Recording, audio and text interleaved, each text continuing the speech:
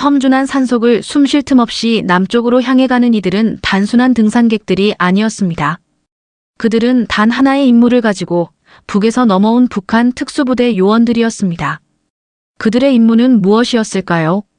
북에서 그들에게 하달된 명령은 대한민국의 심장을 도려내라는 무시무시한 것이었습니다. 1968년 1월 17일 북한 최정예 특수부대인 124군 부대에서 차출된 33명의 요원들이 북한 개성을 출발하여 눈 덮인 비무장지대를 숨죽이며 넘고 있었는데 이들의 목적은 단 하나, 청와대를 공격하여 대한민국 대통령을 암살하는 것이었습니다.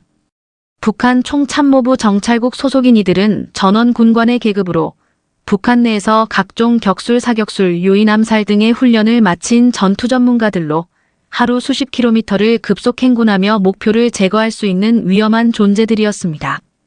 1월 17일 밤 10시 북한 개성을 출발하여 18일 새벽 2시 미군 경계담 당구역 부근인 임진강 북쪽에 도착, 은거지를 구축 휴식을 취하였고 밤 10시경 다시 임진강을 건너게 됩니다.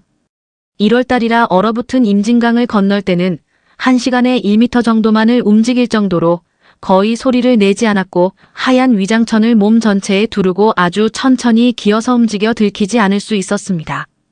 이들은 낮에는 비트에서 휴식을 취하고 야간에만 이동하며 특히 발자국이 남지 않도록 신중을 기하며 이동하였는데 19일 새벽 5시 경기도 파주군 버벌리 삼봉산에 도착 다시 휴식을 취하게 됩니다.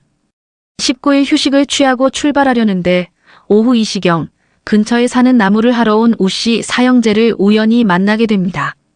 민간인들의 자신들이 노출되자 이들은 나무꾼을 죽이고 이동할지 아니면 그냥 지나칠지 북에 다시 무전을 치게 됩니다. 그런데 북에서 회신이 왔는데 무슨 문제가 있었는지 무선 내용을 해독할 수 없게 되어 난감하게 되었습니다. 그래서 이들은 사형제를 죽일지 보낼지 서로 의견을 나누었는데 대다수가 가난한 나무꾼들이 자신들의 타격 대상도 아니고 더군다나 얼어붙은 1월의 땅에 나무꾼들의 시신을 숨기는 것도 어려워 결국 5시간 동안 나무꾼 형제를 데리고 있다가 자신들을 신고하지 말라고 다짐을 받은 후 손목시계를 선물로 주며 풀어주고 도봉산 방면으로 출발하게 됩니다.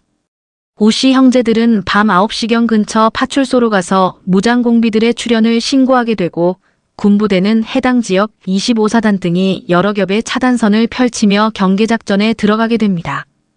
당시 한국군은 이미 1월 초부터 북한군의 침투 첩보를 입수하고 경계 중이던 터라 파평산 일대를 위시하여 포위작전에 들어갔지만 북한 침투 요원들은 산악지역을 당시 1시간에 12km를 달려서 주파하며 아군의 경계 차단선을 빠른 속도로 돌파하였고 21일 밤 7시경 드디어 서울 시내로 잠입하게 되어 민간인 복장으로 갈아입고 이열종대로 새검정 일대를 걸어가던 중 당시 경계 근무 상황으로 일대를 순찰하던 서대문 경찰서장이 발견하여 새검정 파출소에서 경보가 발령되게 됩니다.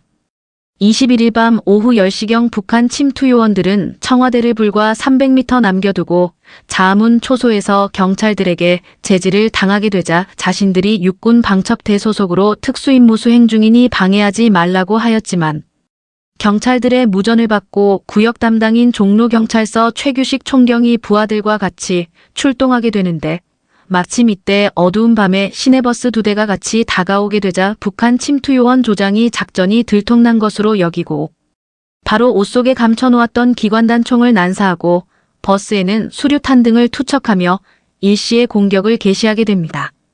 이 공격으로 최규식 총경이 사망하여 순직하게 되고 버스에 타고 있던 애꿎은 민간인들도 많이 죽거나 다치게 됩니다. 갑작스런 이 공격으로 북한 침투 요원들은 작전의 실패를 예감하고 335 뿔뿔이 흩어져 다시 왔던 침투로를 따라 퇴각을 시도하는데 이 총격으로 근처에 있던 수경사 30경비단에서 즉각 박격포로 조명탄을 쏘며 작전을 벌이게 되며 새검정과 북악산 일대를 따라 도주하는 북한 침투부대원들을 사살하게 됩니다.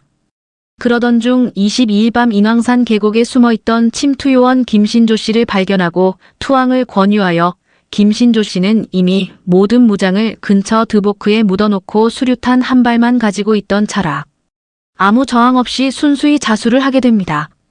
김신조 씨의 신병을 확보한 육군 방첩대 특공대 장교였던 이진삼 장군이 김신조 씨를 회유하여 나머지 침투 요원들을 체포하려 하였고 결국 29명은 사살, 김신조 씨 1명은 자수, 나머지 2명은 북한으로 돌아가던 중 38선 인근에서 사망한 것으로 추정된다고 합니다. 하지만 이 사건으로 많은 아군의 희생과 민간인의 가슴 아픈 희생이 뒤따랐습니다.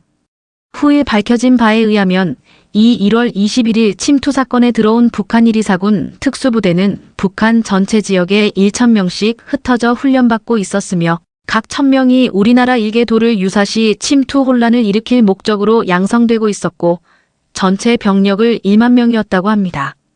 또한 당시 시대적 배경으로는 월남전 당시 베트남에 파병되었던 한국군 때문에 북베트남에서 북한에 요청을 하여 한국군 배후를 교란하면 파월한 국군의 병력이 약화 및 축소될 것을 기대할 수 있었기에 북베트남과 북한 사이에 일련의 교섭이 있었지 않겠느냐 하는 추측이 있습니다. 김신조 씨는 이후 전향하여 남한 사회에서 정착하여 회사원 생활도 하였고 또 기독교 신앙을 갖게 된 후 목사로서 활동하였습니다. 청춘은 북한에서 나머지 인생은 자유대한민국에서 가정을 꾸리고 살아가고 계신 김신조 씨를 볼 때마다 편안하고 행복한 삶을 살아가시길 바라는 마음이 생깁니다. 아울러 분단된 민족의 대치 상황에서 자유대한민국을 수호하기 위해 고귀한 생명을 바치신 분들을 우리 모두는 잊지 말아야 하겠습니다.